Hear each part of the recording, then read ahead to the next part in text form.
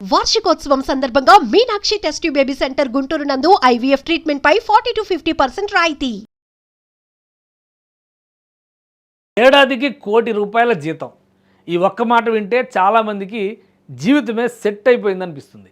అమెరికాలో ఉద్యోగం, డాలర్లలో జీతం, లగ్జరీ లైఫ్ ఇవే కదా మనం సోషల్ మీడియాలో చూస్తున్న కలలు. కానీ మీకు ఒక షాకింగ్ విషయం తెలుసా? అమెరికాలో ఏడాదికి ₹1,00,00,000 సంపాదించే వ్యక్తి నెలాఖరికి సేవింగ్స్ కోసం లెక్కలు వేసుకుంటున్నాడట. అసలు ఆ ₹1,00,00,000 ఎక్కడికి పోతున్నాయి? ఇది చాలామంది ఎన్ఆర్ఐలు బయటకి చెప్పని కదా. మనలో చాలామందికి అమెరికా అంటే పెద్ద జీతాలు, పెద్ద కార్లు, పెద్ద ఇళ్ళు అంతే అనిపిస్తుంది. కానీ వాస్తవానికి అక్కడ జీవితం అంత ఈజీ కాదు. అమెరికాలో ఉద్యోగం చేస్తున్న యష్ శర్మ అనే యువకుడు ఇటీవల ఒక ఆసక్తికర లెక్క చెప్పాడు. ఏడాదికి సుమారు ₹1,00,00,000 జీతం వచ్చినా అందులో పెద్ద భాగం మొదట ప్రభుత్వానికే వెళ్ళిపోతుందట. Federal tax, state tax, social security ఇలా అన్నీ కలిపి జీతంలో భారీ మొత్తం కట్ అవుతుందని ఆయన వివరించాడు. ఇక మిగిలిన డబ్బుతో అసలు పరీక్ష మొదలవుతుంది.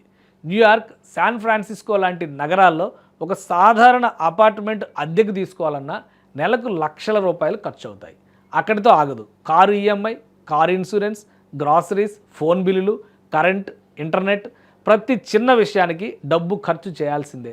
ఇక అమెరికాలో అత్యంత ఖరీదైన విషయం ఏంటంటే హెల్త్ కేర్. ఒక్కసారి హాస్పిటల్కి వెళ్లాల్సి వచ్చినా ఇన్సూరెన్స్ లేకపోతే లక్షల్లో బిల్లు రావడం సాధారణమే.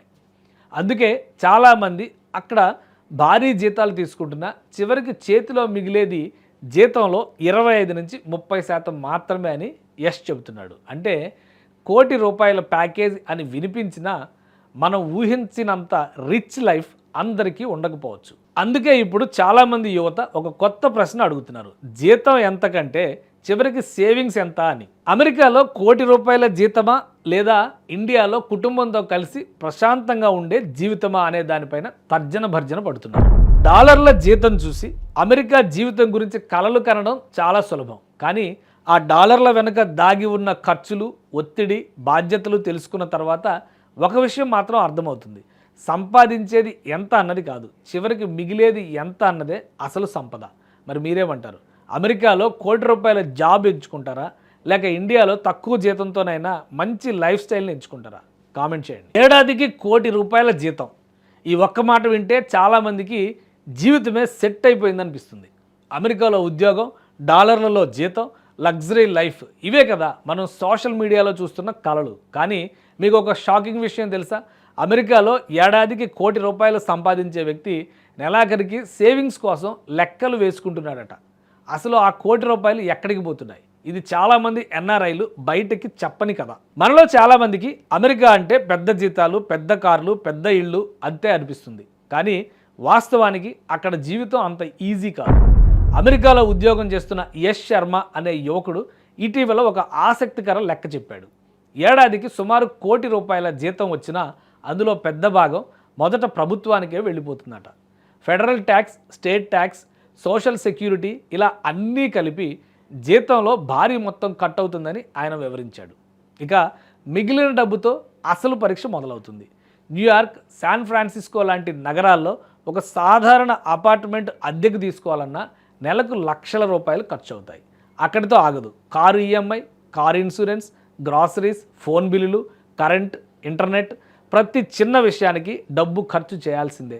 ఇక అమెరికాలో అత్యంత ఖరీదైన విషయం ఏంటంటే హెల్త్ కేర్. ఒక్కసారి హాస్పిటల్కి వెళ్లాల్సి వచ్చినా ఇన్సూరెన్స్ లేకపోతే లక్షల్లో బిల్లు రావడం సాధారణమే.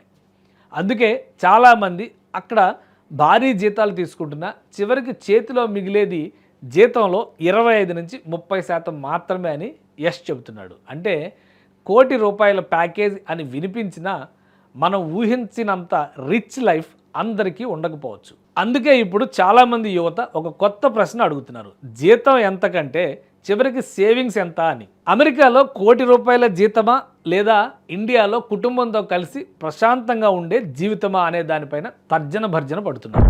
డాలర్ల జీతం చూసి అమెరికా జీవితం గురించి కలలు కనడం చాలా సులభం. కానీ ఆ డాలర్ల వెనుక దాగి ఉన్న ఖర్చులు, ఒత్తిడి, బాధ్యతలు తెలుసుకున్న తర్వాత ఒక విషయం మాత్రం అర్థమవుతుంది.